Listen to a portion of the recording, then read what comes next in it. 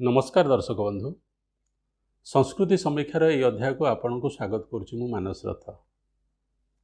वैज्ञानिक माने सौरमंडल में 8 गोटे ग्रह चिन्हट कर जो माने कि सूर्य चारिपटे बुलुचंती सेमाने हेले बुध, शुक्र, पृथ्वी, मंगल, बृहस्पति, शनि, यूरेनस और नेपट्यून। तेबे वैज्ञानिक माने चिन्हट करिथिबा ग्रह और भारतीय वैदिक शास्त्र में कहुआ ग्रह सामान नुहे।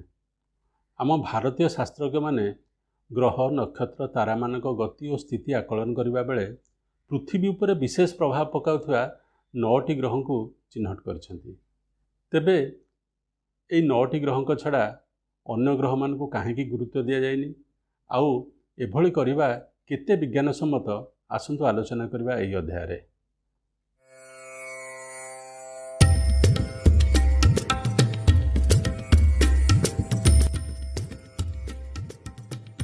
ग्रह मानक विषय आलोचना करने पूर्व आमको जानिबा दरकार जे प्रत्येक वस्तुर अन्य गोटे वस्तु पर प्रभाव रही। यही प्रभाव को न्यूटन 1665 मसीह महाकर्षण शक्ति बा ग्रेविटेशनल फोर्स कही बेले आइनस्टाइन 1905 मसीह यह स्पेस टाइम कर्वेचर परिणाम बोली कहते।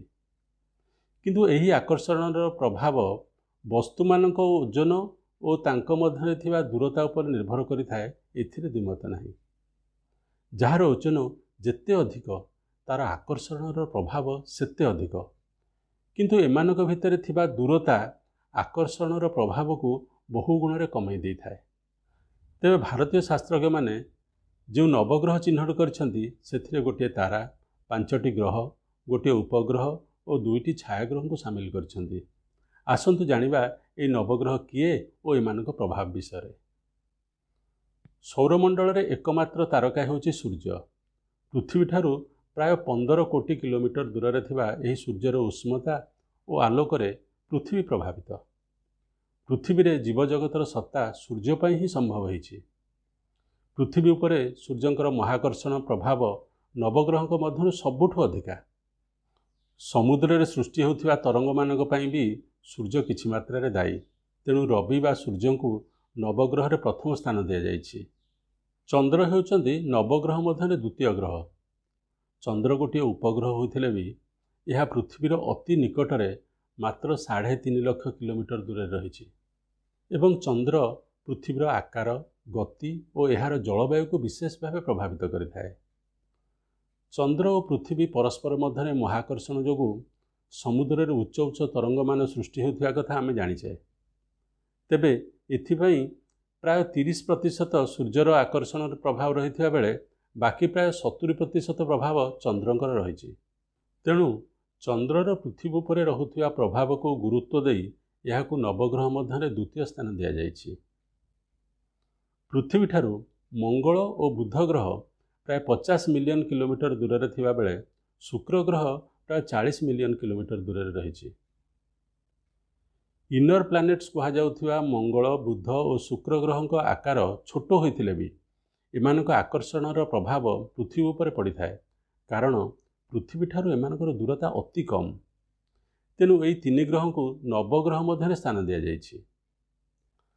आउटर प्लैनेट्स गुड़िक पृथ्वी ठारू बहु दूर रे एस्टेरॉयड बेल्ट बाहर रहिछंती। एमानक मध्यरु बृहस्पति पृथ्वी ठारू प्राय 700 मिलियन किलोमीटर दूर रही बेले शनि प्राय 1400 मिलियन किलोमीटर दूर रही। तेणु यही 2 ग्रह प्रभाव पृथ्वी उपर कम रहा कथा, किंतु बृहस्पति सौरमंडल सबुठारु बड़ ग्रह एवं शनि ताठू टिके सान। बृहस्पति पृथ्वी ठारू प्राय 1300 गुणा बड़ होइथिबा बेले शनि पृथ्वी ठारू प्राय 750 गुणा बड़। सेइथिपई सौरमंडल रे थिबा एई 2 बड़ ग्रह प्रभाव जे पृथ्वी उपर नाही या कहि हबनी। भारतीय शास्त्रज्ञ माने एई 2 ग्रह को मध्य नवग्रह रे स्थान दैछंती। तेबे यूरेनस और नेपट्यून ग्रहंकर स्थिति पृथ्वी ठारू एते दूर जे एमानक प्रभाव पृथ्वी उपर अति गौण बोली शास्त्रज्ञ माने विश्वास करती। सेइथिपई एमानक नवग्रह बाद दिया जाइछि। तेबे वर्तमान सुधा आमे जेउ गुड़िक विषय आलोचना कले सेगुड़िक गोटे लेखाए महाजागतिक पिंड एवं नवग्रह मध्य एमानक संख्या होछि 7। नवग्रह मध्य शेष 2टी ग्रह विषय आलोचना करने पूर्वर आमको जानिबा दरकार जे महाजागतिक पिंड मान भितर सृष्टि होता महाकर्षण ग्रह मान स्थिति बा अलाइनमेंट उपरे भी निर्भर करिଥାଏ। तेबे ग्रह गुड़िक परस्पर को निज आड़ को भिन्न भिन्न दिगरु आकर्षण करिथांती, किंतु वैज्ञानिकों मतरे एमाने जदि गोटे सरल रेखार रहीजिबे तेबे एमानक महाकर्षणर प्रभाव परस्पर उपरे एते परिमाण रे बढ़ीजिवो जे ग्रह मानकर संप्रसारण जोगु भूकंप और प्रलय सृष्टि होबार संभावना रही। तेबे एमती केबे घटिनी किंबा एभली घटिबार संभावना प्राय नाही। आम पृथ्वी उपरे सबुठारु अधिक प्रभाव पकाउथिबा 2टी ग्रह हेउचंदी सूर्य और चंद्र। तेणु सूर्य चंद्र और पृथ्वी एक सरल रेखार रहिबा बेले पृथ्वी विशेष भाव में प्रभावित होता है।